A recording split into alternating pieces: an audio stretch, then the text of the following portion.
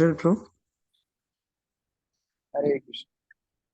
श्रीमद् भागवतम तृतीय स्कंद 22वां अध्याय। हम लोग पाठ कर रहे हैं देवभूति और कर्दम मुनि का परिणय। स्वयंभू मनु कर्दम मुनि के सामने खड़े हैं और कर्दम मुनि की प्रशंसा कर रहे हैं। जिस तरह कर्दम मुनि ने स्वयंभू मनु को सुंदर मधुर वचनों से अभिवादन किया, यहाँ पर हम देख रहे हैं स्वयंभू मनु भी ब्राह्मणों की प्रशंसा कर रहे हैं, तपस्वियों की प्रशंसा कर रहे हैं और कर्दम मुनि को बता रहे हैं कि आपने जो कुछ मेरी प्रशंसा की है, वास्तव में आप मुझे ऐसा देखना चाहते हैं, इसलिए ऐसे शब्द बोल रहे हैं। उसी श्रृंखला में श्लोक संख्या 7। श्लोक पढ़िए दक्ष गुरु। दृष्ट्वा त्वया अनुशिष्ट अहं कृता च अनुग्रहः महान् अपावृतैः कर्णरन्ध्रैः दृष्ट्वा दृष्ट्वा उष्णते गिरा। रंगनी प्रिय माता जी। हरे कृष्ण प्रभु जी, दंडवत प्रणाम। सौभाग्य से मुझे आपके द्वारा उपदेश प्राप्त हुआ है और इस प्रकार आपने मेरे ऊपर महती कृपा की है। मैं श्री भगवान को धन्यवाद देता हूँ कि मैं ध्यानपूर्वक आपके विमल शब्दों को सुन रहा हूँ। हरे कृष्ण प्रभु जी। इस प्रकार एक वैष्णव का आचरण होना चाहिए। हमने कल भी कई सिद्धांतों पे देखा था कैसे कृतज्ञता होनी चाहिए, कैसे वैष्णव का स्वभाव होना चाहिए। सारी वस्तुएं हमको यहाँ से सीखने के लिए मिल रही हैं कि दो वैष्णव जब मिलते हैं तो किस तरह वार्तालाप होनी चाहिए। हाँ, कभी कभी मित्रों के बीच में थोड़ा सा हास्य रस होता है, होना भी चाहिए, लेकिन सामान्यतः जहाँ जैसे यहाँ करदम मुनि स्वयंभू मनु का एक वरिष्ठ भक्त का और एक जूनियर भक्त का रिलेशन है, तो उसमें एक जो शिष्टाचार होना चाहिए यहाँ देखने के लिए मिल रहा है। तात्पर्य आयुष प्रभु। हरे कृष्ण प्रभु जी, दंडवत प्रणाम। तात्पर्य। श्री रूप गोस्वामी ने अपने ग्रंथ भक्ति रसामृत सिंधु में निर्देश दिए हैं कि किस प्रकार प्रामाणिक गुरु ग्रहण किया जाए और उनके साथ कैसा व्यवहार किया जाए। पहले इच्छुक व्यक्ति को प्रामाणिक गुरु की खोज करनी चाहिए और तब अत्यंत उत्सुकता के साथ उपदेश प्राप्त करना चाहिए और तदनुसार कार्य करना चाहिए। यह दो तरफी पारस्परिक सेवा है। प्रामाणिक गुरु या साधु पुरुष सदैव अपने पास आने वाले को ऊपर उठाने के लिए इच्छुक रहते हैं, क्योंकि प्रत्येक व्यक्ति माया के मोह से वशीभूत है और वह अपने मुख्य कर्तव्य कृष्ण भक्ति को भूलता रहता है। अतः साधु पुरुष चाहते हैं कि प्रत्येक व्यक्ति संत स्वरूप बन जाए। प्रत्येक साधु पुरुष का कर्तव्य है कि वह प्रत्येक भुलक्कड़ सामान्य पुरुष में कृष्ण भक्ति जागृत करे। मनु ने कहा, क्योंकि कर्दम मुनि से उन्हें उपदेश प्राप्त हुआ, अतः वह कृतकृत्य हो गया। कानों से संदेश प्राप्त करके वह अपने को भाग्यशाली मान रहा है। यहाँ इसका विशेष उल्लेख है कि मनुष्य को प्रामाणिक गुरु से कान खोलकर संदेश सुनना चाहिए, लेकिन इसे कैसे प्राप्त किया जाए। मनुष्य को कानों से दिव्य संदेश ग्रहण करना चाहिए। कर्णरंध्रे शब्द का अर्थ है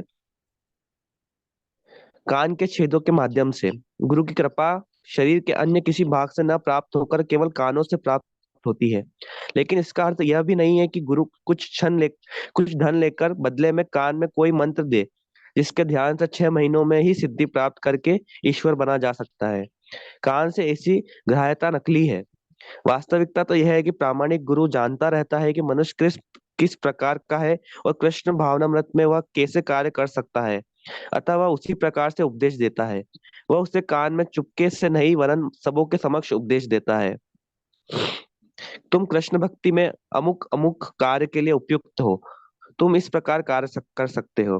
किसी व्यक्ति को श्री विग्रह के कमरे में कृष्ण भक्ति करने को कहा जा सकता है, तो दूसरे को साहित्य संपादन कार्य करने को, तीसरे को उपदेश देने और अन्य किसी को रसोई घर का प्रबंध करने को कहा जा सकता है। कृष्ण भक्ति में कार्य करने के लिए भिन्न भिन्न विभाग है और गुरु व्यक्ति विशेष की क्षमता को जानते हुए उसे इस प्रकार शिक्षा देता है कि वह पूर्ण बन सके। भगवत गीता में स्पष्ट कहा गया है कि मनुष्य अपनी क्षमता के अनुसार सेवा करके आध्यात्मिक जीवन की सर्वोच्च सिद्धि प्राप्त करता है। जिस प्रकार अर्जुन ने अपने सैन्य कौशल से कृष्ण की सेवा की, अर्जुन एक सैनिक की भांति अपनी सेवाएं अर्पित करके पूर्ण बन सका। इसी प्रकार कोई कलाकार अपने गुरु के निर्देश में कलात्मक कार्य करते हुए सिद्धि प्राप्त कर सकता है। यदि कोई व्यक्ति साहित्य में रुचि रखता है तो वह गुरु के निर्देशन में लेख अथवा कविताओं की रचना करके भगवान की सेवा कर सकता है। मनुष्य को अपनी क्षमता के अनुसार कार्य करने के संबंध में अपने गुरु से संदेश ग्रहण करना चाहिए, क्योंकि गुरु ऐसा उपदेश देने में पटु होता है। द्वारा उपदेश और शिष्य द्वारा निष्ठा पूर्वक उसका पालन के संयोग से समूची प्रणाली पूर्ण बनती है। श्री विश्वनाथ चक्रवर्ती ठाकुर भगवद गीता के इस श्लोक योसात्मिका बुद्धि की व्याख्या में कहते हैं, जो आत्मिक उन्नति चाहता है उसे चाहिए कि अपने गुरु से आदेश प्राप्त करे कि उसका विशेष कार्य क्या है। उसे विशेष उपदेश को श्रद्धा पूर्वक संपन्न करना चाहिए और उसी को अपना सर्वस्व समझना चाहिए। शिष्य का एकमात्र कर्तव्य है कि वह अपने गुरु से प्राप्त उपदेश का श्रद्धा पूर्वक पालन करे। इसी से उसे सिद्धि मिलेगी। मनुष्य को कानों से गुरु का संदेश ग्रहण करने में सतर्क रहना चाहिए और उसे श्रद्धा पूर्वक निष्पन्न करना चाहिए। इससे उसका जीवन सफल हो सकेगा। हरे कृष्ण। भगवत गीता में भगवान जो बताते हैं, प्रणिपातेन परिप्रश्नेन सेवया, तो उसमें कई व्याख्याएं होती हैं। प्रश्न समर्पण करने के पहले प्रश्न काफी आते हैं कि गुरु जी ऐसा क्यों है, हम कौन है, ये फलाने किताब में तो इस तरह लिखा है, वो बाबा तो ये बोल रहा है। बहुत सारे प्रश्न होते हैं, लेकिन आचार्य लोग बताते हैं कि समर्पण करने के बाद प्रश्न किसके लिए होना चाहिए? सेवाया, सेवा के लिए प्रश्न होना चाहिए। इसलिए प्रभुपाद जी के जीवन में कल हम वीडियो में देख रहे थे, प्रभुपाद जी भक्ति सिद्धांत सरस्वती से प्रश्न नहीं तर्क कर रहे हैं। बोल रहे हैं कि हमको कौन सुनेगा, हम परतंत्र देश हैं, हमारा बच्चा बच्चा अभी सब आजादी में लगा हुआ है। तो भक्ति सिद्धांत सरस्वती ने उनको परास्त किया। लेकिन समर्पण करने के बाद शिला प्रभुपाद जी ने केवल एक ही प्रश्न अपने गुरु महाराज से पूछा, how can I serve you, मैं आपकी सेवा कैसे कर सकता हूँ। अब प्रभुपाद जी जब अमेरिका गए, प्रचार शुरू किया, तो पहली इनिशिएशन सेरेमनी कंडक्ट की और उस इनिशिएशन सेरेमनी में सबको बैठा दिया, दीक्षा समारोह होने वाला है। तो लड़के लड़कियों को लग रहा था कि कुछ नया हो रहा है, कुछ इवेंट है, आज हम स्पेशल हैं। सब बैठ गए, प्रभुपाद जी प्रवचन देना शुरू करते हैं। तो जो लोग दीक्षा ले रहे हैं उनको 4 नियम पालन करने हैं। ये दीक्षार्थी पहली बार सुन रहे थे दीक्षा की यज्ञ में बैठे हुए, उनको पहले पता ही नहीं था 4 नियम पालन करने। प्रभुपाद जी बोले, मांसाहार नहीं करना, दूध कीड़ा नहीं करना, अवैध संग नहीं करना, नशा नहीं करना। अब तो ये खलबली मच गई, क्योंकि ये चारों चीजें तो वो लोग रोज करते थे। तो एक भक्त ने हाथ खड़ा किया, प्रभुपाद जी बोलते नो मोर क्वेश्चन। अभी हो गया क्वेश्चन का टाइम खत्म, नो मोर क्वेश्चन। अभी दीक्षा लेने आए हो, अब कोई प्रश्न नहीं, अभी केवल गुरु की बात मानना है। इस तरह प्रश्न फिर सेवा संबंधित होना चाहिए। जिनका समर्पण है, गुरु को आश्रय ग्रहण किए हैं, गुरु को दीक्षा लिए हैं, वो सेवा संबंधित प्रश्न पूछना चाहिए। तो यहाँ स्वयंभू मनु बता रहे हैं कि इस तरह करदम मुनि ने उनको जो बोला है, उनकी जो प्रशंसा की है, वास्तव में वो उनके लिए निर्देश दे रहे हैं और ये अनुकंपा होती है। कोई भक्त हमको कुछ सिखा रहा है, इसका मतलब उनकी अनुकंपा है। जैसे हमारे कई मित्र हैं मंदिर में, तो कभी मंगला आरती नहीं जाते हैं तो उनका मैसेज आ जाता है कि कहाँ थे, मंगला आरती में क्यों नहीं आए। कभी क्लास में नहीं रहते हैं तो उनका मैसेज आता है, क्लास में क्यों नहीं आए। तो ये उनकी अनुकंपा है। अगर वो लोग नहीं पूछेंगे तो भक्ति में हम पीछे रह जाएंगे।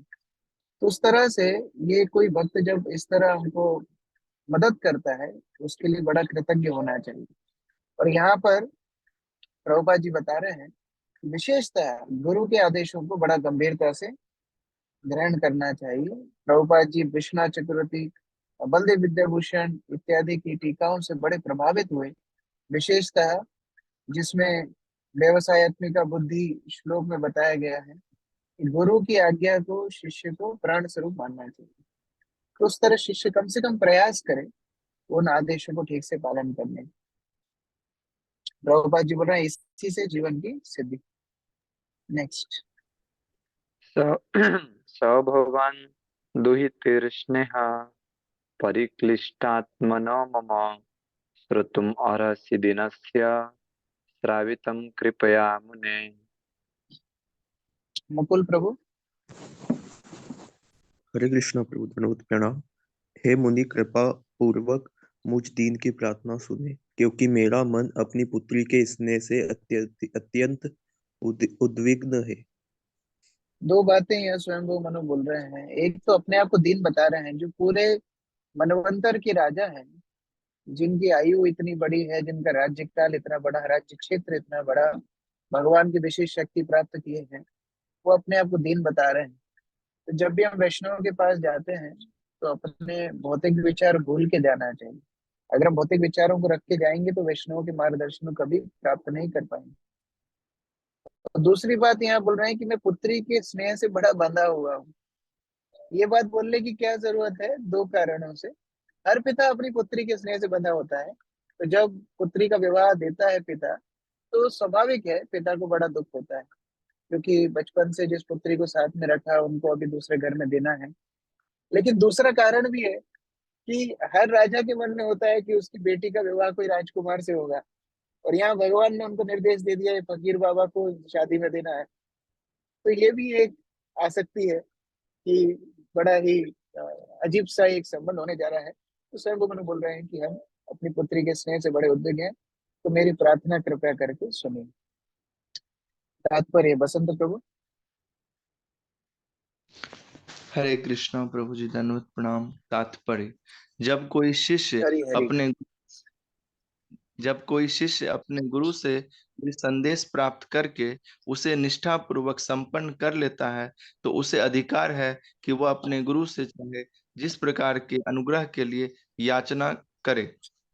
सामान्य रूप हरे से कृष्ण। भगवान का शुद्ध भक्त अथवा प्रमाणिक गुरु शिष्य सॉरी सामान्य रूप से भगवान का शुद्ध भक्त अथवा प्रामाणिक गुरु का शुद्ध शिष्य भगवान या गुरु से किसी अनुग्रह की याचना नहीं करता, किंतु यदि कभी गुरु से किसी प्रकार का अनुग्रह प्राप्त करने की आवश्यकता आ पड़े, तो जब तक वह उन्हें पूर्णतया प्रसन्न न कर ले तब तक उसकी याचना नहीं कर सकता। स्वयंभू मनु अपनी पुत्री के स्नेह के कारण अपने मन की बात प्रकट करना चाह रहे थे कि वे कौन सा काम कराना चाहते हैं। हरे कृष्ण। तो ये भी एक बात है कि गुरु से केवल मांगना मांगना मांगना नहीं चाहिए, फिर सेवा भी करना चाहिए। और वास्तव में गुरु की सेवा मतलब है उनके आदेश का पालन करना। एक बार एक गुरु जी अपने आश्रम में बैठे थे, तो शिष्य उनके लिए बड़े पकवान बना के लेके आया।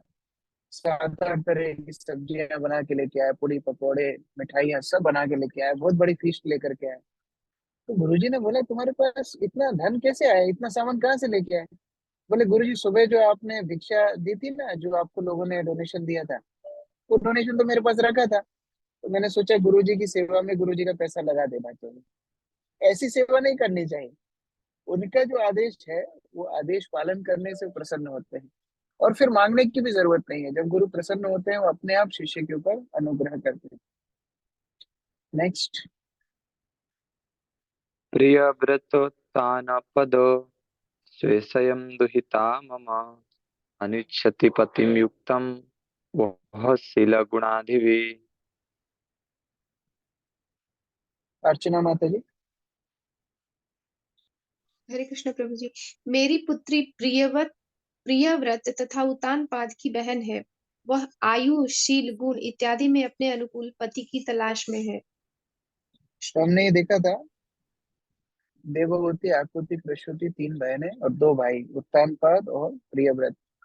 तो ये 5 स्वयंभू मनु के पुत्र पुत्रियां हैं। तो यहाँ पर बात हो रही है कि उत्तानपाद और प्रियव्रत की बहन क्यों बता रहे हैं कि उनके जैसे गुणशील है और अभी विवाह के लिए तैयार है देवभूति, तो प्रस्ताव रख रहे हैं स्वयंभू मनु कि आप इनके साथ विवाह कर सकते हैं।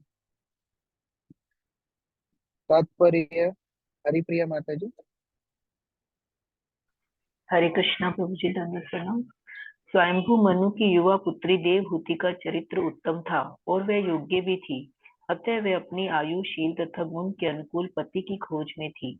मनु द्वारा अपनी पुत्री को प्रियव्रत तथा उत्तानपाद इन 2 महान राजाओं की बहन के रूप में परिचित कराने का उद्देश्य था मुनि को आश्वस्त करना कि कन्या उच्च कुल की है, वह उनकी पुत्री है और साथ ही क्षत्रियों की बहन है, वह निम्न वर्ग की नहीं है।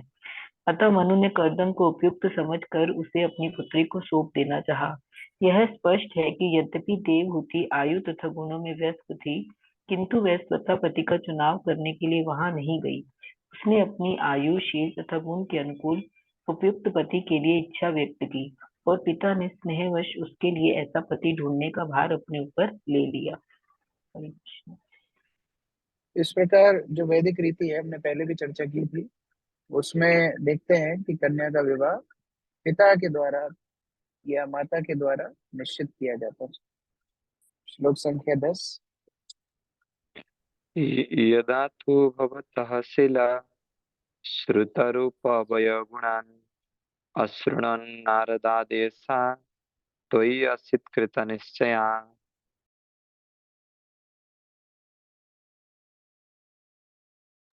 यामिनी माता जी। हरे कृष्णा प्रभु जी, दंडवत प्रणाम। जब से इनसे नारद मुनि से आपके उत्तम चरित्र, विद्या, रूप, व्यय, आयु तथा अन्य गुणों के विषय में सुना है, तब से यह अपना मन आप में स्थिर कर चुकी है। तो ऐसा भी नहीं था, पिता के द्वारा निश्चित होता था विवाह, लेकिन ऐसा भी नहीं कि जबरदस्ती होता था। तो कन्या को पिता कुछ विकल्प देते थे, और उन विकल्पों में से जो कन्या को अति मन को सही लगता था, उसको कन्या चुनाव करती थी पिता की सहमति से। तो स्वयंभू मनु ने देवहूति को ऐसा नहीं जबरदस्ती पकड़ के लेकर गया, नहीं। उनको पहले कर्दम मुनि का चरित्र, उनके गुण, उनको कर्दम मुनि के विषय में सब कुछ पता था। ये बाबा है, ये एक स्थान बिंदु सरोवर बैठ के तपस्या कर रहा है, इनके घर में कुछ नहीं है, क्रेडिट कार्ड नहीं है, बैंक बैलेंस नहीं है, गाड़ी नहीं है, सब पता था। ये सब सोच विचार करके ही फिर भी देवहूति ने कर्दम मुनि को पति रूप से मन ही मन स्वीकार किया। ये बात स्वयंभू मनु क्यों बता रहे हैं कि कर्दम मुनि तो स्वभावतः ही प्रश्न पूछेंगे कि आप इतने बड़े राजा, उनकी कन्या में इतना बड़ा, इतना गरीब व्यक्ति हूँ, तो आपकी कन्या क्या मेरे साथ विवाह करेंगी? तो ये पहले से ही स्पष्टीकरण अपनी तरफ से दे रहे हैं। तात्पर्य सुजाता माता जी। हरे कृष्णा प्रभु जी, दंडवत प्रणाम। तात्पर्य: देवहूति ने न तो स्वतः श्री कर्दम मुनि को देखा और न उसे उनके शील या गुण के विषय में कोई व्यक्तिगत अनुभव था, क्योंकि ऐसा कोई सामाजिक समागम न था जिससे उसे ऐसी जानकारी प्राप्त हो सकती। किंतु उसने श्री नारद मुनि से श्री कर्दम मुनि के संबंध में सुन रखा था। किसी परम ज्ञानी से सुनना व्यक्तिगत जानकारी प्राप्त करने से कहीं श्रेष्ठ है। उसने श्री नारद मुनि से सुना था कि श्री कर्दम मुनि उसके पति होने के योग्य हैं, अतः उसने अपने मन में निश्चय कर लिया था कि वह उन्हीं से विवाह करेगी। उसने अपने पिता से अपना मंतव्य प्रकट किया, जिन्होंने उसे लाकर यहाँ उपस्थित किया। हरे कृष्ण। इस प्रकार सुनना शब्द प्रमाण है, एकदम प्रमाणित स्रोत्र है कोई भी वस्तु के बारे में जानना, और प्रमाणित स्रोत्र से जानना। कई लोग कई बातें सुना सकते हैं, लेकिन उसको र्यूमर्स बोलते हैं। कई बार लोग बड़ा चढ़ा के कोई चीज बोल देते हैं, लेकिन नारद मुनि जैसे साधु से सुनना ये प्रमाणित स्रोत्र है, तो उसके ऊपर उन्होंने भरोसा किया। उसी तरह हम रुक्मणी का भी देखते हैं। रुक्मणी भगवान कृष्ण के बारे में इसी तरह ब्राह्मणों से, नारद मुनि इत्यादि से श्रवण की, और कृष्ण को मनी मन उन्होंने पति रूप में स्वीकार किया। यमुना, नेक्स्ट श्लोक। तत्प्रतीक्षा द्विजग्रे मां श्रद्धेयो प्रहृतं मया सर्वत्र मानानुरूपं ते गृहमेधिषु कर्मसु। यमुना माता जी।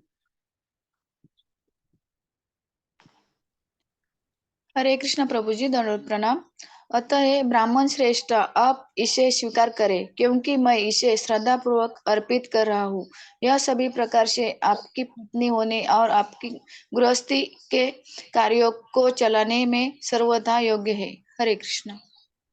तो भगवान से कर्दम मुनि ने उसी तरह प्रार्थना की थी कि इस तरह पत्नी होना चाहिए जो हमारे कार्य में हमारी मदद करे, आपने जो हमको सेवा दी है उसमें हमारा सहयोग करे। तो स्वयं वो मनो बिल्कुल वही की वही बात बोल रहे हैं, ये आपको कार्य में सहायता करेंगी, आप इनको स्वीकार कीजिए। तात्पर्य अमित प्रभु। हरे कृष्ण प्रभु जी, दंडवत प्रणाम। तात्पर्य: ग्रह मेदिषु कर्मेषु शब्द का अर्थ है गृहस्थोचित कार्यों में।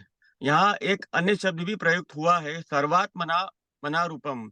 इसका सारांश यह है कि पत्नी का आयु, चरित्र तथा गुणों में न केवल पति के समान होना चाहिए, बल्कि उसे गृहस्थी के कार्य में भी सहायक होना चाहिए। मनुष्य को गृहस्थोचित कार्य इंद्रियतृप्ति करना नहीं, वरन पत्नी और संतानों के साथ रहते हुए आध्यात्मिक जीवन में उन्नति करना है। जो ऐसा नहीं करता वह गृहस्थ नहीं वरन ग्रह मेदी है।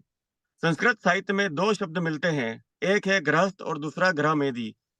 गृहस्थ एक आश्रम भी है, किंतु यदि कोई गृहस्थ होकर केवल इंद्रिय की तुष्टि करता है तो वह गृह मेधी है। गृह मेधी के लिए पत्नी को स्वीकार करने का अर्थ इंद्रियों की तुष्टि करना है, किंतु गृहस्थ के लिए योग्य पत्नी आध्यात्मिक कार्य में उन्नति हेतु सब प्रकार से सहायक के रूप में होती है। पत्नी का कर्तव्य है कि वह गृहस्थी के सभी कार्यों को संभाले, न कि पति से स्पर्धा करे। पत्नी सहायता करने के निमित्त होती है, किंतु वह अपने पति की तब तक सहायता नहीं कर सकती जब तक वह आयु, शील तथा गुण में उसके समान न हो। हरे कृष्ण प्रभु जी। तो एक बात तो बता रहे थे, गृह मेधी और गृहस्थ, ये दो शब्द तो यहाँ इस्तेमाल हुए हैं। तो प्रभुपाद जी ने बताया गृह मेधी मतलब जो ग्रह मेधी, यानी उसके जो मेधा है, उसकी जो चेतना है, मेधी, मेधा, मेधा मतलब उसकी बुद्धि हमेशा घर में ही लगी हुई है। वो जैसे गाय को खूंटे से बांध देते हैं, वैसे ही वो घर में, उसकी पूरी चेतना घर में ही रहती है। और गृहस्थ मतलब वो घर में है, लेकिन उसका मन, उसका बुद्धि, उसकी चेतना, उसके कर्म सब कृष्ण को अर्पित है। तो एक भक्त तो बता रहे थे कि गृह मेधी दो पुरुष स्वभाव के लोग साथ में रहते हैं। मतलब पत्नी भी पुरुष स्वभाव में है और पति भी पुरुष स्वभाव में है। दोनों एक दूसरे के ऊपर शासन करना चाहते हैं, शोषण करना चाहते हैं, एक दूसरे को नीचा दिखाना चाहते हैं, एक दूसरे को कंप्लेन करते हैं। और जब तक इंद्रिय तृप्ति एक दूसरे के साथ में चलती है, तब तक उनका गृहमेधी जीवन आगे चलता है। तो दोनों पुरुष स्वभाव से रहते हैं, भले ही मेल फीमेल हो, लेकिन स्वभाव दोनों का पुरुष स्वभाव है, जो इंजॉयर की मेंटेलिटी है, जो उनको भोक्ता स्वभाव है। लेकिन गृहस्थ जीवन क्या है? गृहस्थ जीवन मतलब दोनों का ही स्वभाव स्वभाव है। प्रकृति, हम सभी प्रकृति हैं, भगवान के सेवक हैं, तो दोनों अपने आप को दास रूप से मानते हैं। ये भी भगवान के दास हैं, हम भी भगवान के दास हैं। हम दोनों को मिलकर के भगवान की सेवा करनी चाहिए। जैसे ब्रह्मचारी आश्रम में ब्रह्मचारी रहते हैं, तो सारा काम हाथ से करते हैं। अपना बिस्तर खुद बिछाते हैं, बिस्तर उठाने के बाद पोंछा खुद लगाते हैं, उसके बाद में भोजन खुद जाते हैं, खुद प्रसाद लेते हैं, अपनी प्लेट खुद साफ करते हैं, अपने कपड़े खुद साफ करते हैं। तो इस तरह से सारा काम ब्रह्मचारी खुद करते हैं और एक दूसरे को उस कार्य में मदद करते हैं। तो गृहस्थ जीवन में भी यहाँ पर जो गृहमेदेषु कर्मेषु शब्द है, वह महत्वपूर्ण है कि मुख्यतः जो घर की संभालने की जिम्मेदारी पत्नी की है, उनको सारे कार्य करना आना चाहिए। क्यों ये जरूरी है? क्योंकि अगर वो कार्यों में निपुण होंगी तो आध्यात्मिक मार्ग में भी समय बचा पाएंगी। निपुण नहीं होंगी तो क्या होगा? उनका पूरा समय घर के कार्यों को संभालने में ही चला जाएगा, आध्यात्मिक रूप से वो आगे नहीं बढ़ पाएंगे। इसलिए घर के कामों में भी निपुण होना चाहिए गृहस्थ जीवन में। आपस में एक दूसरे की मदद करते हुए कृष्ण सेवा में गृहस्थ जीवन में आगे बढ़ते हैं। ऐसे गृहस्थ ब्रह्मचारी के समान ही है। लेकिन अगर वो गृहस्थ अपने धर्म को भूल जाता है तो फिर उसको अंधकूप के समान तुलना की गई है। गृहमेधी जो है वो अंधे कुएं में है, जिनका कोई भी नहीं। 12 श्लोक संख्या 12। उद्यतस्य हि कामस्य प्रतिवादो न शस्यते अपि निर्मुक्तसङ्गस्य कामरक्तस्य किं पुनः। रेखा माता जी।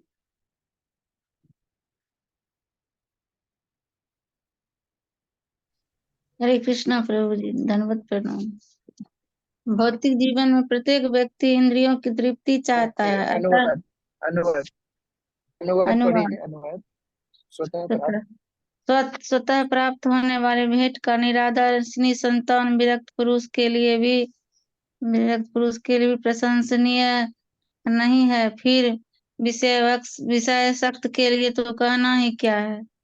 हरे कृष्णा। हो सकता है कर्दम मुनि उनकी दी हुई इस अवसर को, इस विकल्प को ना स्वीकार करें, इसलिए स्वयंभू मनु पहले से ही उसमें युक्ति बता रहे हैं, अपना एक बात रख रहे हैं कि देखो जो अपने आप भेंट आती है उसको ठुकराना नहीं चाहिए। जैसे हमारे यहाँ एक कहावत है, दान के बचिया के दांत नहीं गिनते। मतलब कोई दान में आपको बचिया दे के गया है, फिर उसके दांत नहीं गिनना चाहिए, 2 दांत टेढ़े हैं, 1 दांत कम है, कोई दे करके गया है, स्वीकार करना चाहिए।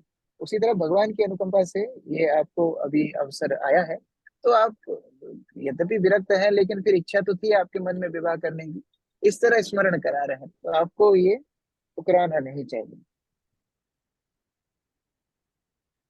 अनिकेत प्रभु तात्पर्य पढ़िए। हरे कृष्ण प्रभु, दंडवत प्रणाम। तात्पर्य: भौतिक जीवन में प्रत्येक व्यक्ति इंद्रियों की तृप्ति चाहता है, अतः यदि किसी को बिना प्रयास के ही इंद्रिय तृप्ति हो रही हो तो उसे अस्वीकार नहीं करना चाहिए। कर्दम मुनि इंद्रिय तृप्ति के लिए नहीं बने थे, तो भी वे विवाह करना चाहते थे और उन्होंने उपयुक्त पत्नी के लिए भगवान से प्रार्थना की थी।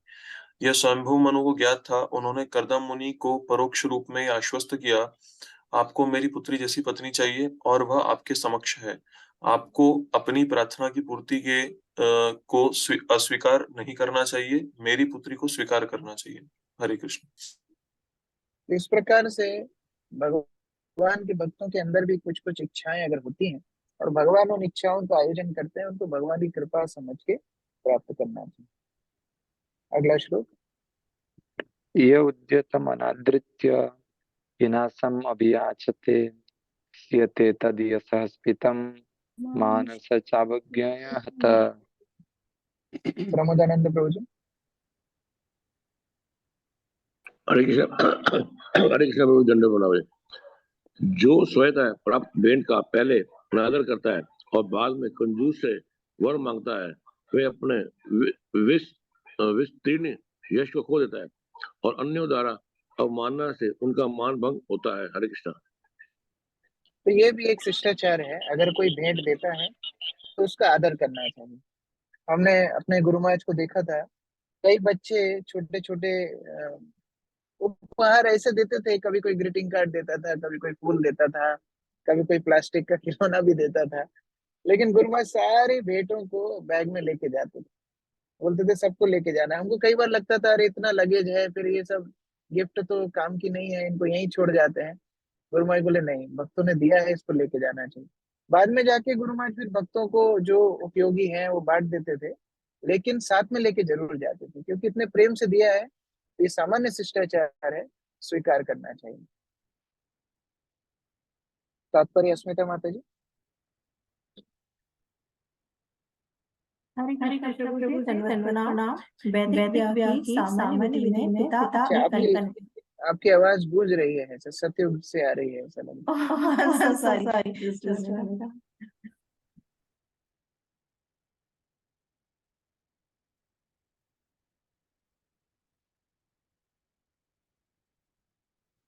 ठीक है, नहीं तो मुख्य गोपी माता जी आप पढ़िए। प्रभु जी अब ठीक है ना, अभी भी गूंज रही है। अभी भी आई डोंट नो। ठीक है माता जी आप पढ़िए प्लीज। मुख्य गोपी माता जी। माता जी मुझे चांस देने के लिए। हरे कृष्णा। वैदिक ब्याह की सामान्य विधि में पिता अपनी कन्या उपयुक्त वर को सुपुर्द करता है। यही अत्यंत सम्मानीय विवाह है। वर कन्या के पिता के यहाँ जाकर विवाह की याचना करने नहीं जाना चाहिए, इससे उसके सम्मान को धक्का लगता है। मुनि उपयुक्त कन्या से विवाह करना चाहते थे और स्वयंभू मुनु कर्दम मुनि को आश्वस्त कर देना चाहते थे कि मैं आपको ऐसी ही पत्नी दे रहा हूँ, उसे अस्वीकार ना करें, अन्यथा आपको किसी अन्य से याचना नहीं करनी पड़ेगी, क्योंकि आपको उसकी आवश्यकता है और हो सकता है कि वह आपके साथ भद्र व्यवहार ना करे, तब आपका मन भंग हो सकता है। इस घटना को दूसरी विशेषता यह है कि स्वयंभू मुनि सम्राट होकर भी अपनी योग्य कन्या एक निर्धन ब्राह्मण को भेंट करने गए थे। कर्दम मुनि के कोई गृहस्थी न थी, वे जंगल में कुटी में रह रहे थे, किंतु सुसंस्कृत थे। अतः किसी व्यक्ति को अपनी कन्या प्रदान करते समय संपत्ति या अन्य सांसारिक बातों पर ध्यान न देकर संस्कृति तथा गुण को वरीयता प्रदान की जाती है। हरे कृष्णा। इस प्रकार हम देखते हैं कि किस प्रकार कर्दम मुनि ने प्रार्थना की, भगवान से प्रार्थना की। तो ये भक्त का स्वभाव होना चाहिए कि मांगना ही है तो भगवान से मांगे। कोई भी इच्छा है मन में, भगवान के पास जाकर के बोलना चाहिए, हमारा और कोई आश्रय नहीं। भगवान ने कर्दम मुनि की उस तरह प्रार्थना स्वीकार की। आगे हम देखेंगे स्वयंभू मनु की इच्छा से कर्दम मुनि स्वीकार करेंगे देवहूति को और उनका परिणय होगा। उनके गृहस्थ जीवन का संक्षिप्त वर्णन है आगे, फिर उनकी विरक्ति का भी वर्णन है। दोनों जरूरी है। कई लोग खुश हो रहे होंगे, अरे वाह शादी ब्याह का माहौल चल रहा है, और यहाँ भागवत में भी शादी ब्याह की बात चल रही है। ये तो भागवत दोनों ही सिखाती है प्रवृत्ति निवृत्ति दोनों ही सिखाती है। तो विवाह का भी बात है, आगे फिर उनके वैराग्य की भी बात है। हरे कृष्ण। ग्रंथराज श्रीमद् भागवतम की जय, श्री प्रभुपाद की जय। तो मैं अभी जस्ट एयरपोर्ट पहुंच गया हूँ, तो हम लोग प्रश्न उत्तर कर लेंगे। हरे कृष्ण। प्रभुपाद की जय। गौर प्रेमानंद।